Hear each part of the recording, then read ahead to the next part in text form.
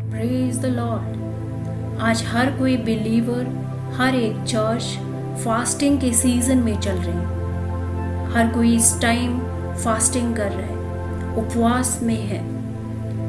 परंतु परमेश्वर की नज़र में, रियल में, एक्चुअली फास्टिंग क्या है, उपवास परमेश्वर क्या चाहता है कि किस तरह का होना चाहिए।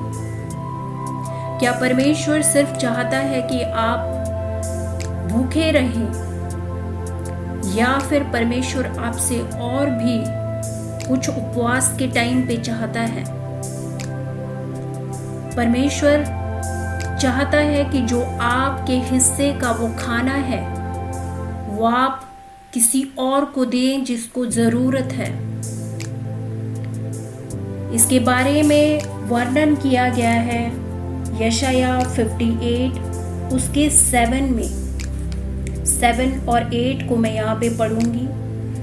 क्या वह यह नहीं है, यानी परमेश्वर की नज़र में जो फास्टिंग है, उपवास है, क्या वो यह नहीं है कि अपनी रोटी भूखों को बांट देना, अनाथ और मारे मारे फिरते हुए को अपने घर ले आना, किसी को नंगा देखकर वस्त्र पहनाना और अपने जाति भाइयों से अपने को ना छुपाना। हालेलुया। और जब आप ये करेंगे तो आगे रिजल्ट क्या है? तब तेरा प्रकाश पो फटने के समान चमकेगा और तू शीघ्र ही चंगा हो जाएगा। तेरा धर्म तेरे आगे आगे चलेगा, यहोवा का तेज तेरे पीछे रक्षा करते चलेगा।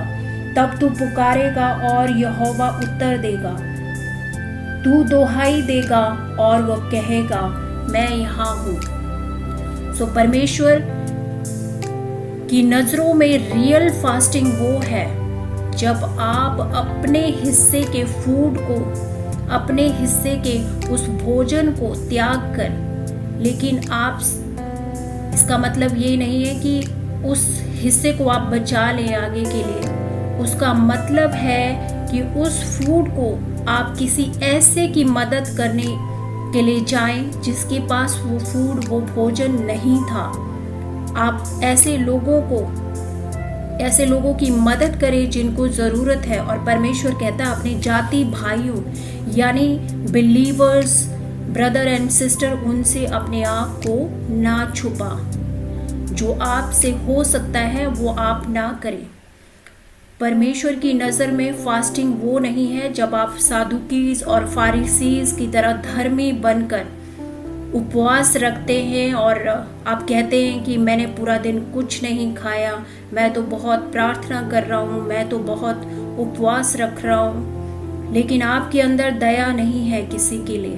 तो वो आपका वो उपवास करना, आपका वो फास्टिंग रखना परमेश्वर की नज़र में ज़ीरो है। सो आप अपने हिस्से का जो आपका फूड है वो ज़रूर आप किसी को दे के आएं, ऐसे किसी की मदद करें जिसको मदद की ज़रूरत है। हालेलुया। तब परमेश्वर कहता है कि वो आपको चंगाई भी देगा और आपका प्रकाश पो फटने के समान चमकेगा। हालेलुया। और तेरा धर्म तेरे आगे आगे चलेगा, यहोवा का तेज तेरे पीछे रक्षा करता चलेगा। हालेलुया। इसीलिए लोगों की मदद करें इस फास्टिंग के समय में। जो हिस्सा आपने खाना था वो किसी और को आप दे के आए। ज़रूरतमंद लोगों की हेल्प करें, उनसे मुंह ना मोड़े। आपके आसपास ही ऐसे लोग होंगे जिनको मदद की ज़रूरत है और आपने शायद ना की हो, तो आप ज़रूर उनकी मदद करें। इसमें आपको कोई रिवॉर्ड या आपको कोई कुछ आपके आसपास के लोग कोई रिवॉर्ड दे या ना दे, कोई फर्क नहीं पड़ता, लेकिन परमेश्वर आपको उसका इनाम, उसका रिवॉर्ड देने वाला है। हालेलुया। थैंक यू जीसस, क्योंकि ये वो सेवा है जो आप परमेश्वर की करते हैं। क्योंकि जैसे बाइबल कहती है कि जीसस ने कहा कि जब मैं बीमार था तो तुम मुझे देखने आए, जब मैं जेल में था तब तुम मुझे मेरी मुझे पूछने के लिए आए, जब मैं भूखा था तो तुमने मुझे रोटी दी। वो वचन का मतलब ही यही है कि आपने किसी एक के लिए भी ऐसा किया तो आपने वो यीशु मसीह के लिए, परमेश्वर के लिए वो कर दिया। इसलिए आप जरूर दूसरों की मदद करें, एक दूसरे से प्यार रखें। प्रभु यीशु मसीह ने सिर्फ एक ही आज्ञा हमें दी कि मैं तुम्हें एक नई कमांडमेंट यानी एक नई आज्ञा देता हूं। हालेलुया। और वो आज्ञा क्या है?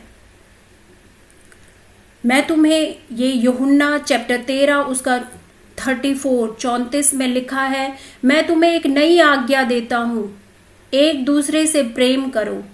जैसा मैंने तुमसे प्रेम किया वैसे ही तुम भी एक दूसरे से प्रेम रखो। हालेलुया। एक दूसरे, परमेश्वर ने हमें सिर्फ एक आज्ञा दी और वो एक दूसरे से प्रेम रखो। और आपकी फास्टिंग का मतलब ही वही है कि आप एक दूसरे से प्रेम रखें और अपने हिस्से का जो खाना जो आपने खाना था वो आप किसी को दे के आए, किसी दूसरे की मदद करके आए। हालेलुया। इसी तरह का उपवास परमेश्वर हमसे चाहता है। Lord bless you and keep you and make his face shine upon you and be gracious to you. Amen. Hallelujah. मेरा परमेश्वर भी अपने उस अनुग्रह के अनुसार जो प्रभु यीशु मसीह में है तुम्हारी हर एक ज़रूरत को पूरा करेगा।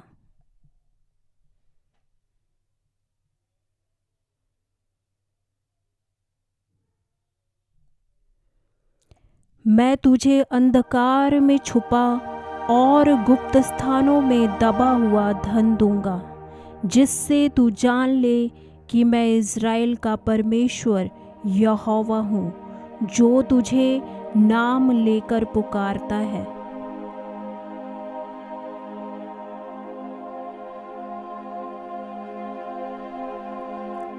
दो तो तुम्हें भी दिया जाएगा, लोग पूरा दबा दबा हिला हिलाकर उभरता हुआ तुम्हारी गोद में डालेंगे। जिस नाप से तुम नापते हो उसी नाप से तुम्हारे लिए भी नापा जाएगा। यहोवा मेरा चरवाहा है, मुझे घटी ना होगी। वह मुझे हरी हरी चराइयों में बिठाता है और सुखदाई झरनों के पास लेकर जाता है।